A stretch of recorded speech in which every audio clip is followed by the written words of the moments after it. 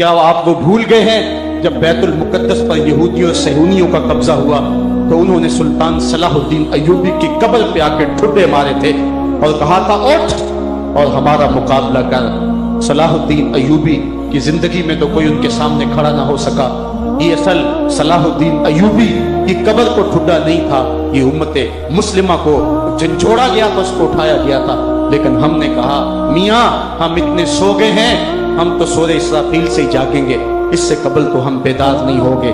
آئیے اب سلطان صلاح الدین ایوبی کی کہانی بھی سنیں۔ اسلام کا مجاہد اعظم، یہ حلال اور صلیب کی جنگوں کا ہیرو، اور جس پہ امت اسلامیہ کو آج بھی ناز ہے، اور آج صدیاں گزرنے کے بعد یہ سینوں میں دل کی طرح دھڑکتا ہے۔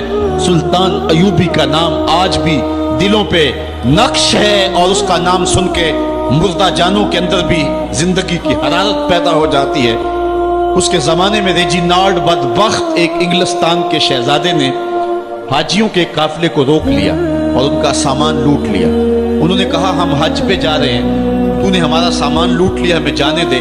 تو اس نے دریدہ دہنی کرتے ہوئے کہا بلاؤ اپنے نبی محمد کو جو تمہاری جان چھڑائے۔ بس سلطان صلاح الدین ایوبی تک یہ بات پہنچی تو میں نے تاریخ میں پڑھا کہ وہ دانت پیستا تھا، اس کی آنکھوں میں خون اتر آیا اور اس میں کھڑے کھڑے قسم کھائی کہ جب تک اس ظالم کو کیفر کردار تک نہیں پہنچاؤں گا چین کی نیند نہیں سوؤں گا۔ پھر پونے دو سال کا عرصہ آپ سلطان صلاح الدین ایوبی کی زندگی دیکھ کے جنگی مہموں کو ترتیب دیتا رہا، دن رات اس نے ایک کر دی، نیند قریب نہ آنے دی۔ جب نیند بہت زیادہ تنگ کر دی تو پھر وہ خیمے کی چوب کے ساتھ ٹیک لگا کے کھڑے ہو کر کے اپنی آنکھوں کی آگ بجھا لیتا، اور پونے دو سال کا عرصہ اس نے چارپائی پہ لیٹ کے نہیں دیکھا۔ پھر وہ لمحے آئے کہ اللہ نے اس کی مراد پوری کی۔ انگلستان کے شہزادے لائن میں کھڑے تھے، اس نے شاہ گاما کو اپنی کرسی دی اور ساتھ کہا ہم جس کو کرسی دیتے اسے امان دیتے۔ پھر اس نے اس کے جو نائٹس تھے ان کو آپ خوریم دیے، ان میں پانی دیا، کہا جس کو ہم پانی دیتے ہیں اس کو امان دیتے ہیں۔ پھر جب ریجینالڈ کی باری آئی تو بادشاہ کی رگیں پھول گئی غصے سے، اس نے تلوار نیام سے باہر نکالی اور اس کی چھاتی پہ چڑھ کے اس کی گردن پہ تلوار رکھ کے اس کے ٹکڑے کرتے ہوئے کہا او کتے، تم نے کہا تھا بلاؤ اپنے نبی محمد کو، محمد عربی نے اپنا نوکر بھیج دیا ہے۔ اور اس طرح اس ریجینالڈ کتے کے دو ٹکڑے کر کے رکھ دیے۔ یہ ہماری تاریخ ہے، یہ اور روشن تاریخ ہے۔ ہمارے اسلاف، ہمارے بزرگ اس دور کے شہنشاہ، اس دور کے بادشاہ اتنی جرأت اور اتنی عظیمت رکھا کرتے تھے، اور آج ہماری کمزوریاں نے دشمنوں کو دلیر کر دیے۔ کبھی ایسا بھی اندھیر آیا تھا کہ سرے عام یوں توہین اور تنقیص ہوتی ہو پیغمبر حسن اور پیغمبر جمال کی، اور پھر 1.40 کروڑ انسان دنیا کے اوپر بستے ہوں، یہ بھی زمانے نے دن دیکھنے تھے۔ تو امت مسلمہ کی موت واقع ہو جائے اگر حضور علیہ السلام کی توہین باقی رہتی ہے، اس لیے امت کو پوری قوت کے ساتھ کھڑا ہونا ہے اور اپنے نبی علیہ السلام کی توہین کا بدلہ لینا ہے۔ اور یہ ممکن نہیں ہے جب تک جو ہے وہ ہم پوری دنیا کے اوپر غالب نہ ہوں۔ اللہ تعالیٰ امت کو وہ دن نصیب فرمائے کہ امت کا غلبہ اللہ تعالیٰ نصیب فرمائے۔ اس وقت ہمارا المیہ یہ ہے کہ ہمارے پاس عالمی لیڈر کوئی نہیں، عوام کے جذبے یقیناً دیکھنے کے۔ سیریا کے بچوں کو میں نے دیکھا کہ وہ چھوٹے چھوٹے بچے، انہوں نے ہاتھوں میں کتبہ پکڑا ہوا ہے، اور میں اس منظر کو دیکھ کر کے کتنی دیر تک سکتے میں رہا۔ اس کے اوپر لکھا ہوا تھا اقتلونا ولا تسبوا لنبینا، ہمارے ٹکڑے کر دو لیکن ہمارے نبی کو گالی نہ دو۔ ان بچوں کے درد کی کہانی کلیجے چیر رہی تھی۔ یہ محبتوں کا عالم، وہ اقبال نے کہا تھا چمن میں رخت گل شبنم سے تر ہے، چمن میں رخت گل شبنم سے تر ہے، سمن ہے سبزہ ہے باد سحر ہے، مگر ہنگامہ ہو سکتا نہیں گرم، یہاں کا لالا بے سوزے جگر۔ اس وقت امت بے امام ہے، امت کے پاس جو ہے وہ کوئی ایسا شخص نہیں ہے جو امت کی رہنمائی کرے۔ ملک بھی خالی ہیں اور عالمی لیول پہ بھی ہم کسی امام سے محروم ہیں۔ اللہ نے وہ دن نصیب کرنے ہیں، ہم صفے سیدھی کریں، بس ہمارا کام اتنا ہے۔ صفے سیدھی کریں گے تو امام بھی اللہ بھیج ہی دے گا، اور وہ وقت آئے گا کہ اس کے جھنڈے نیچے ہم کھڑے ہوں گے۔ اور ہم نے تاریخ میں پڑھا ہے، کتب صحاح میں موجود ہے، بخاری اور باقی کتابیں اٹھائیں، ہمیں اس وقت کی بشارت دی گئی ہے کہ جب اساکر اسلام ترتیب پائیں گے اور پھر امام بھی آ جائے گا اور پھر امت مسلمہ وہ بانکپن پائے گی کہ صحیح حدیث میں آتا ہے کہ اگر کوئی یہودی کسی پتھر کے پیچھے یا درخت کے پیچھے چھپ کر کے پناہ مانگنا چاہے گا تو وہ پتھر مسلمانوں مجاہدوں کو بول کر کے کہے گا ادھر آ یہ ظالم میرے پیچھے چھپا ہوا ہے۔ وہ دن بھی اللہ تعالیٰ نے ہمیں دکھانے ہیں اور پوری امت کے اوپر جھنڈا جھولے گا تو آمنہ کے لال کا ہی جھولے گا انشاءاللہ۔ آ ملیں گے سینہ چاکانے چمن سے سینہ چاک، بس میں گل کی ہم نفس باد صبا ہو جائے گی، شبنم افشانی پیدا کرے گی میری سوز و ساز، اس چمن کی ہر کلی درداش نہ ہو جائے گی، آسمان سحر کے نور سے ہوگا آئینہ پوچھ، ظلمت رات کی سیماب پا ہو جائے گی، شب گریزاں ہوگی آخر جلوہ خورشید سے، یہ چمن معمور ہوگا نغمہ توحید سے۔ وہ وقت انشاءاللہ آنے والا ہے، بس ہمارا کام صفیں سیدھی کرنی ہے اور صفوں کو ترتیب دینا ہے، اپنے جذبوں کو مرنے نہیں دینا ہے اور یہ جذبے اپنی نسلوں میں بھی منتقل کرنے ہیں اور اپنی نسلوں کو بٹھا کر کے حضور کی عظمت کی کہانی پڑھا کے جانا ہے۔ میں نے سیریا کے ان بچوں کو دیکھا تو میں اپنے بچوں کو بٹھا لیا، میں نے کہا بیٹے پوری دنیا کے اوپر حضور کی ناموس پہ حملہ ہے، بتاؤ ہم کیا کریں گے؟ تو میرا 5 سال کا بچہ ہے، مجھے حمزہ کہنے لگا کہ ابو یہ جو تلوار آپ نے لٹکا کے رکھی ہے بیٹھک میں، اس کے میں پیچ خود کھول سکتا ہوں اور یہ میرے ہاتھ میں دے، ان ظالموں کو میں کاٹوں گا۔ میں نے کہا بیٹے مجھے یہی تجھ سے توقع تھی، اس لیے کہ تیرے جسم کے اندر خواجہ دین محمد مصطفیٰ کی غیرت کا خون دوڑ رہا ہے اور انشاءاللہ یہ ہماری نسلیں اٹھیں گی اور اسلام کے غلبے کا خواب ہم شرمندہ تعبیر کریں گے انشاءاللہ۔ تو اپنے بچوں کو بٹھائیں اور ان کو بتائیں اور ان کو حب رسول کے جام پلائیں، ان کے اندر محبت رسول انڈھیل دیں اور ان کے سینے کے اندر یہ حرارت پیدا کر دیں اور وہ امت کے لیے اور نام محمد کے لیے ہر قربانی دینے کے لیے آمادہ ہو جائیں۔ انشاءاللہ وہ وقت دور نہیں ہے جب پوری دنیا کے اوپر اسلام کا جھنڈا جھولتا ہوا نظر آئے گا۔ ہم نے اپنے جذبوں کو بہر صورت بیدار رکھنا ہے اور اگر انہوں نے توہین کی زبان کھولی ہے تو کروڑوں انسان حضور کی مدح میں زبانیں کھول لیں، صبح و شام وظیفہ درود و سلام کا لبوں پہ جاری کر دیں اور حضور کے نام کا جھنڈا اٹھائیں۔ یہ گلیوں میں، یہ چوکوں میں، یہ بازاروں میں یہ احتجاج یہ تو ایک معمولی کیفیت ہے، ہم تو اس سے آگے بھی اگر جان ہم بے بس ہیں، کر کچھ نہیں سکتے۔ سچی بات ہے ہمارے اندر جو جذبوں کی کائنات ہے ان کو کچا چبا جائیں کہ جنہوں نے میرے آقا حضور نبی رحمت کی توہین اور تنقیس کی ہے، اس لیے جو ہم سے بن پڑا، جو ہم سے ہو سکا ہم نے وہ ضرور کرنا ہے۔ وہ کیا کہا تھا سودا نے کہ مجنو لیلا سے بازی نہ لے سکا پر سر تو دے سکا، کس منہ سے کرتے ہو دعویٰ عشق سودا، تم سے تو یہ بھی نہ ہو سکا۔ ہم نے دیکھنا ہے کہ ہم کیا کرتے ہیں، اس حوالے سے ہمارے جذبات کیا ہیں۔ مجھے یاد آئی آج عمارہ، سارا دن آج عمارہ کی کہانیاں میرے ذہن میں گردش کرتی رہی۔ عمارہ غزوہ احد کی نامور مجاہدہ ہیں کہ جب بھگدڑ مچی اور کچھ تو خون ہونے لگا اور عجیب کیفیت بن گئی، اس وقت حضرت عمارہ خاتون ہے جو اس جنگ میں ساتھ آئی تھی، کس کام کے لیے آئی تھی کہ کوئی زخمیوں کی مرہم پٹی کروں گی، لیکن جب دیکھا کہ حضور تنہا ہے اور تیروں کی برسات ہو رہی ہے، عمارہ تلوار لے کے میدان میں آ گئی اور حضور نبی رحمت نے فرمایا کہ میں جدھر دیکھتا تھا مجھے عمارہ ہی نظر آتی تھی، اگر ادھر سے حملہ ہوتا آگے عمارہ کھڑی ہوتی، اگر ادھر سے حملہ ہوتا تو عمارہ کھڑی ہوتی۔ میں کہتا ہوں عمارہ تیرے نام پہ میری نسلیں قربان، جس نے محمد عربی کی آبرو کا پہرا دیا۔ اللہ اکبر۔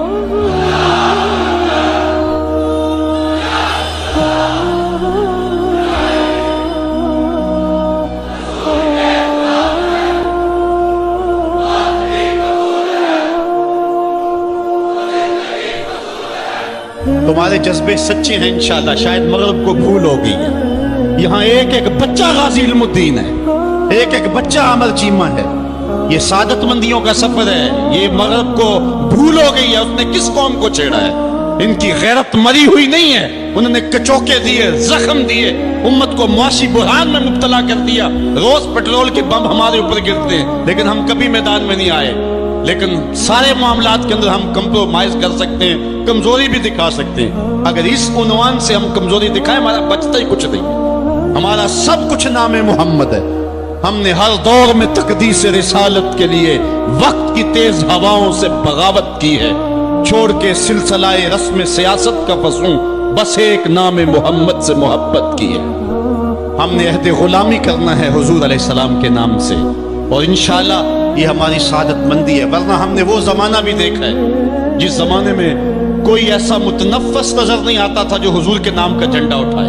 یہ تاتاریوں کا دور ہے، جب بغداد کو اجاڑا گیا، امت کے سر کاٹے گئے، اور یہ حال تھا کہ منگول سردار نے کہا کسی مسلمان کا سر نہ ہو، اپنے فوجیوں کو کہا نہیں تمہارا سر کاٹ کے لگائیں گے۔ ایک مینار تعمیر کرنا ہے کھوپڑیوں کا، اور پھر مسلمانوں کا پتہ ڈھونڈتے ہوئے لوگ ہاتھ میں پیسے لے کے گھومتے تھے کہ کسی مسلمان کا پتہ دے دو اس کا سر کاٹے، لیکن مسلمان ملتا نہیں تھا، کاٹ دیے گئے۔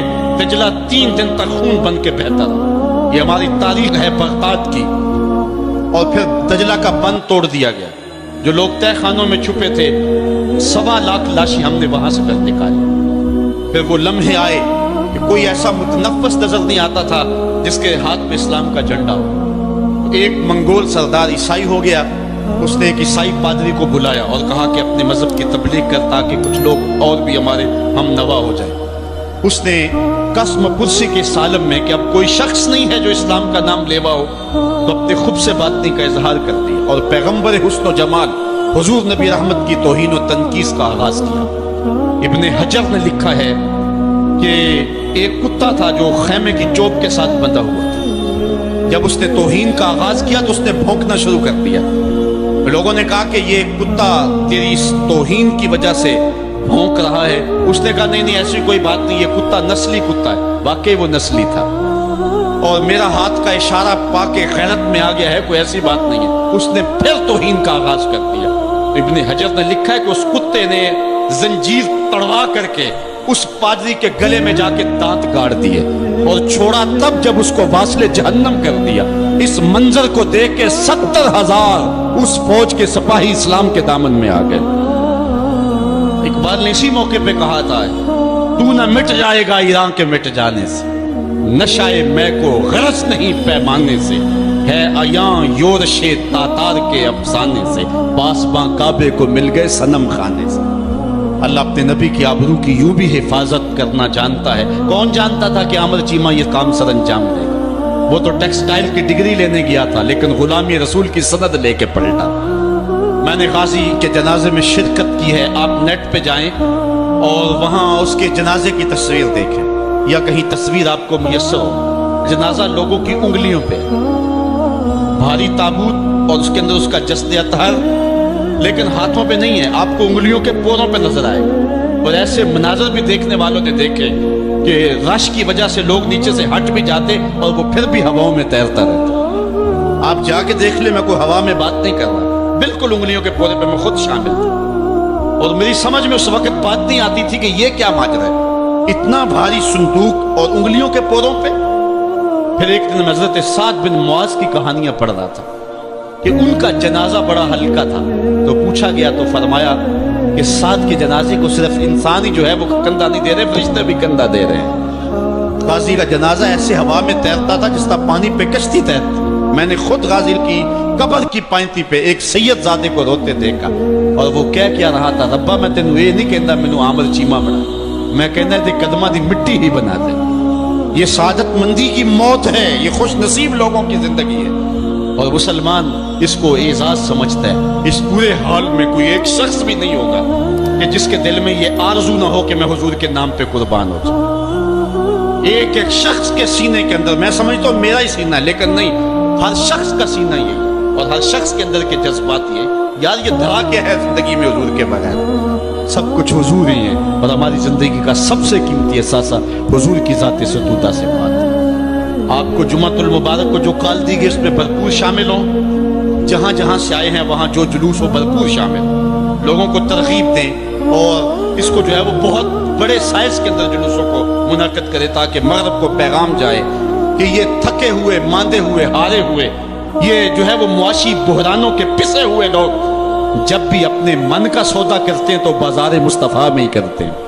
ان کو پیغام جائے اور ہماری نسلوں کے اندر بھی یہ جذبے جاگے، اپنے بچوں کو بھی انگلیوں سے لا کر کے جو ہے وہ ان جلوسوں کے اندر لے کر کے آئیں اور اس سعادت مندی کے سفر کے اندر ان کو بھی شامل رکھیں، تاکہ ان کے اندر بھی یہ جذبے پیدا کہ محمد سے وفا تو نے تو ہم تیرے ہیں، یہ جہاں چیز ہے کیا لوح و قلم تیرے۔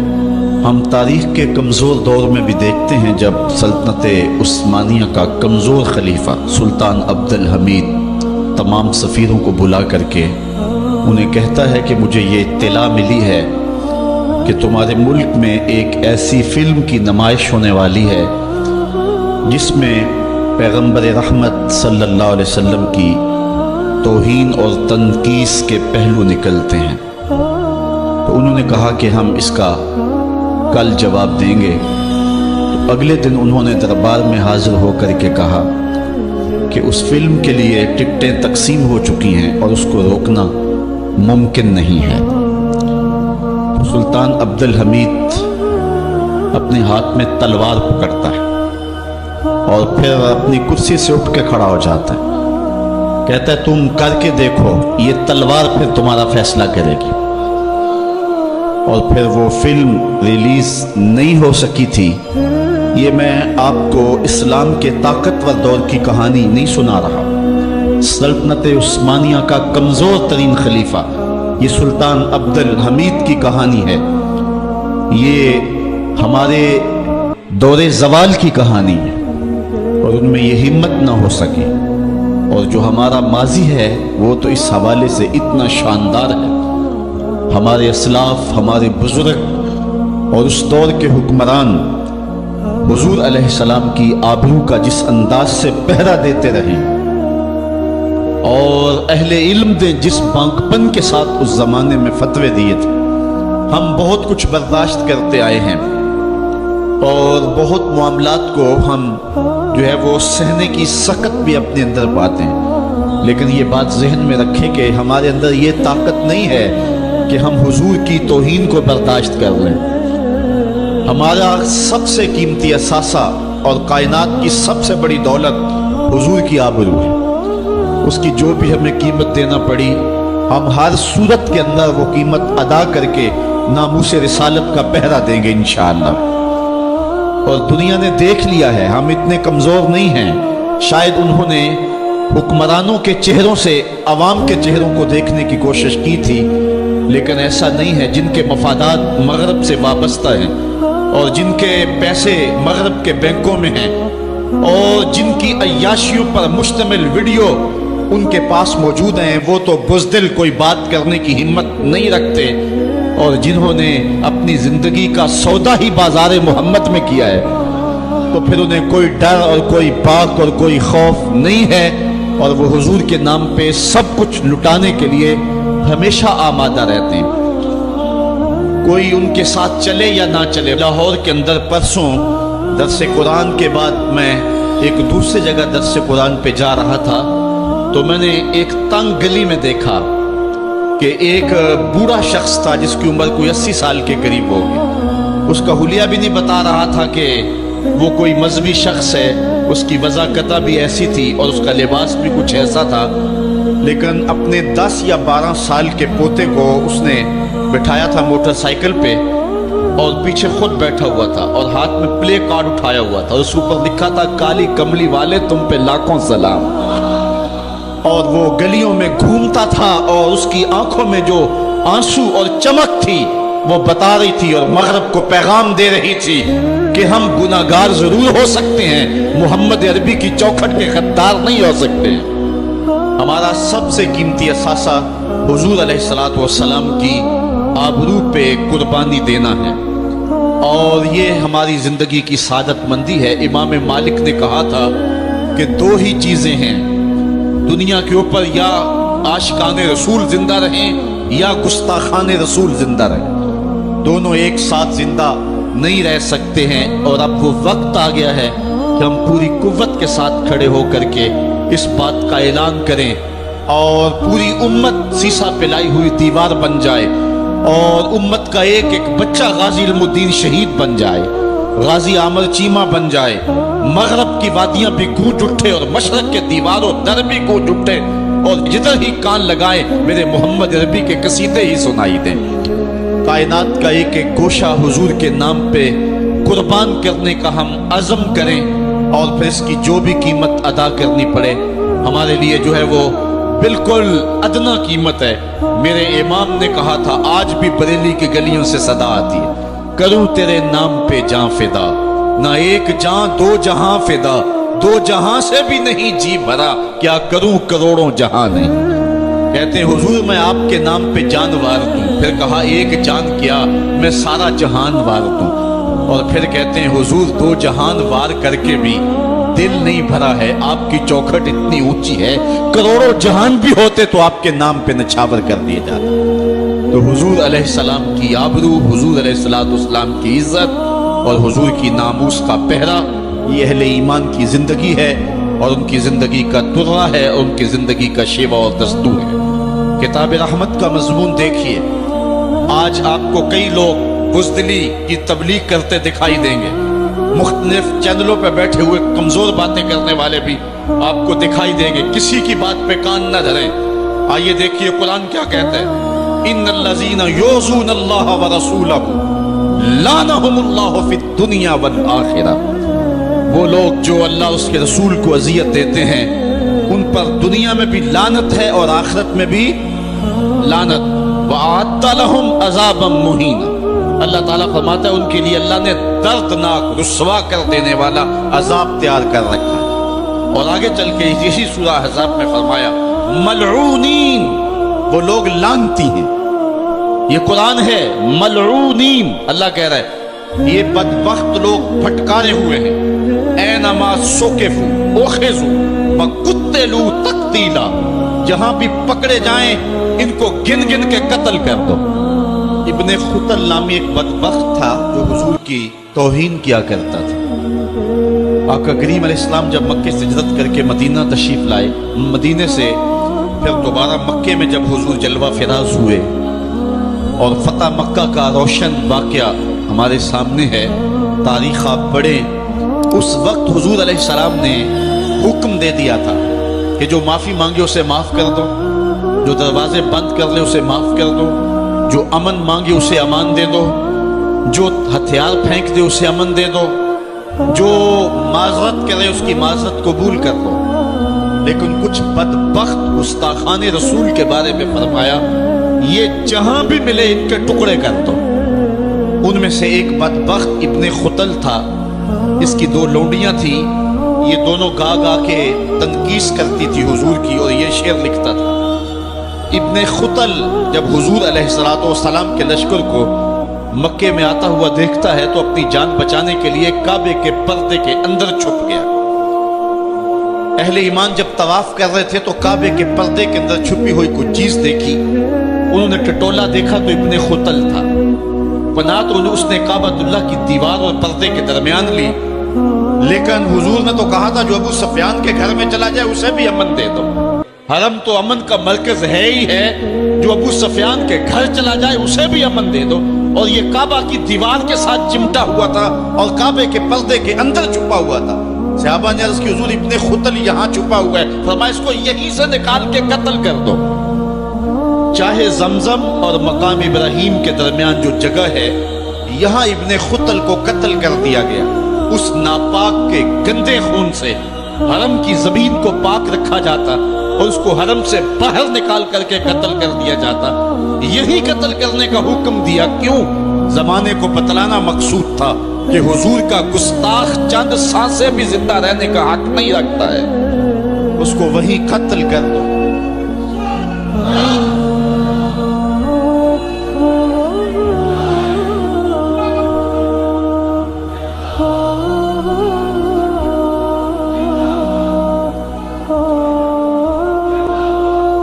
آج ہم یاد کرتے ہیں سلطان صلاح الدین ایوبی کو، آج یاد آتا ہے سلطان نور الدین زنگی، جنہوں نے نام محمد پر اپنا سب کچھ وار دینے کا عزم کر رکھا۔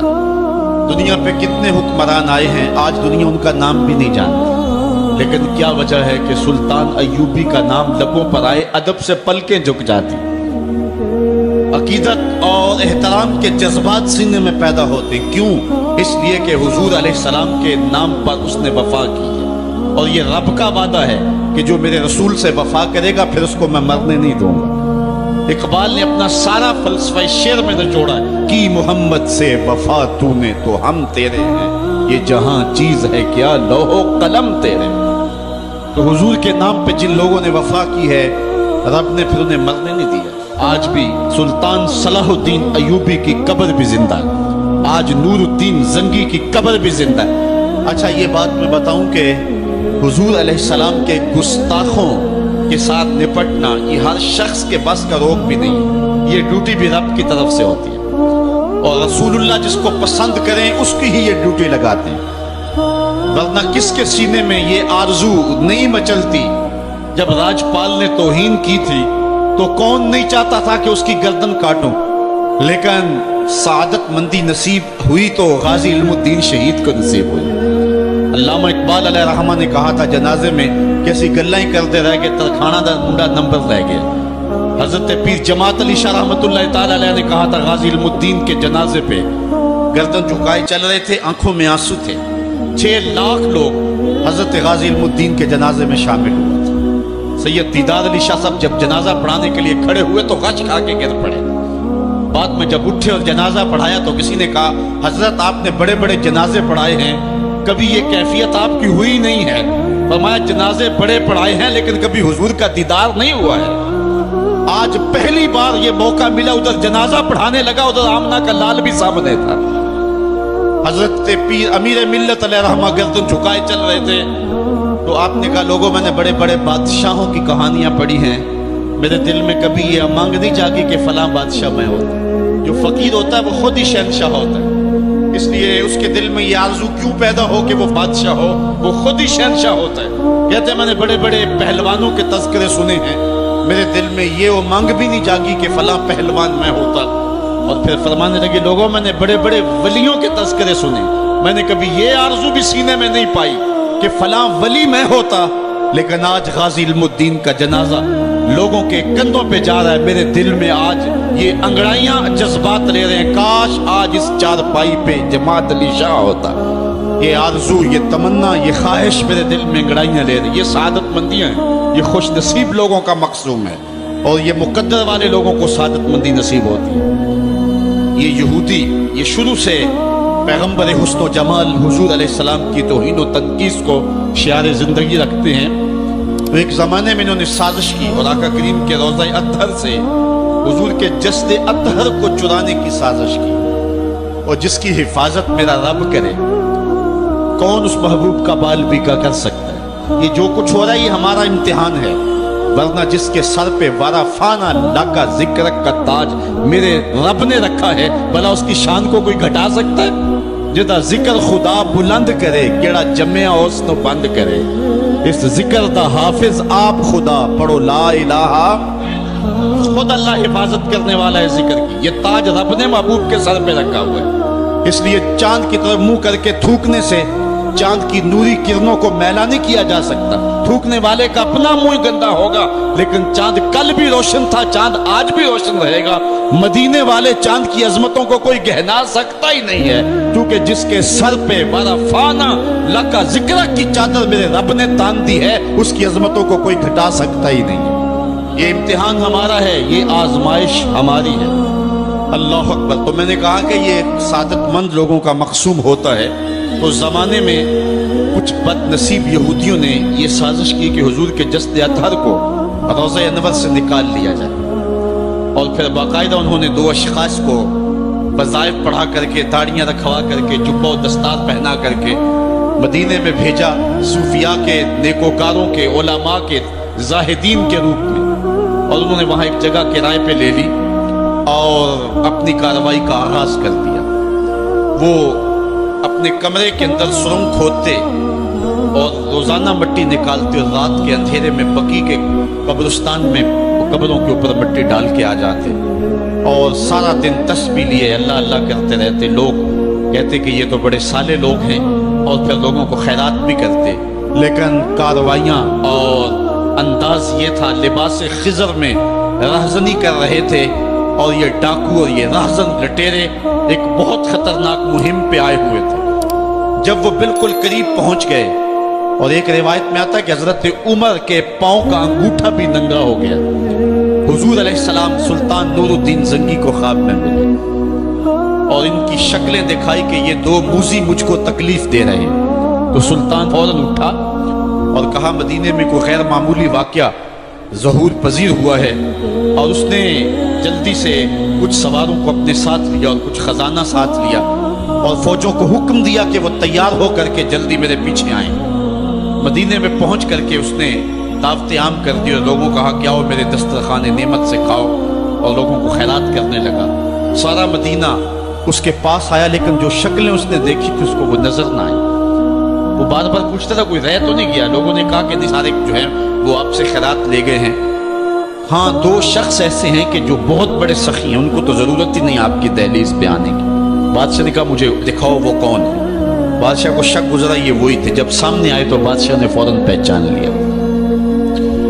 کہا کہ میں تمہارے ڈیرے پہ جہاں تم رہتے ہو وہاں جانا چاہتا ہوں۔ بادشاہ تفتیش کرنا چاہتا تھا، جب دیکھا تو تسبیحیں لٹکی ہیں، مسلح بچھے ہوئے ہیں، قالین بچھے ہوئے ہیں۔ تو بادشاہ مسلح اٹھایا، قالین اٹھایا تو نیچے پھٹا تھا، جب پھٹا اٹھایا تو نیچے سرنگ تھی۔ پھر بادشاہ نے ان کو جانوروں کے پیچھے بندھوا کر کے چروا دیا۔ اور میں نے تاریخ میں پڑھا سلطان نور الدین زنگی مدینے کی گلیوں میں پھر اس کے بعد روتا پھرتا تھا، اور اس کی آنکھوں میں آنسو تھے، اور کہتا تھا یا رسول اللہ تمہاری مہربانی کہ یہ ڈیوٹی میرے ذمہ لگائی ہے، ورنہ کائنات بھری پڑی تھی۔ یہ سعادت مندی میرا مقدر کہ اس نوکری کے لیے مجھے منتخب کیا ہے۔ اور پھر اس نے روضہ رسول کے ارد گرد جو ہے جہاں تک پانی آتا ہے وہاں تک جو ہے اس نے جو ہے زمین کھدوائی اور سیسا پگھلا کے اس کے اندر ڈال دیا کہ دوبارہ قیامت تک کوئی موذی اس کی جرأت نہ کر سکے۔ تو روضہ رسول کے ارد گرد وہ سیسا پلائی ہوئی دیوار ہے جس کو کھودا نہیں جا سکتا۔ یہ سلطان نور الدین زنگی کی زندگی کا یہ انوکھا باب ہے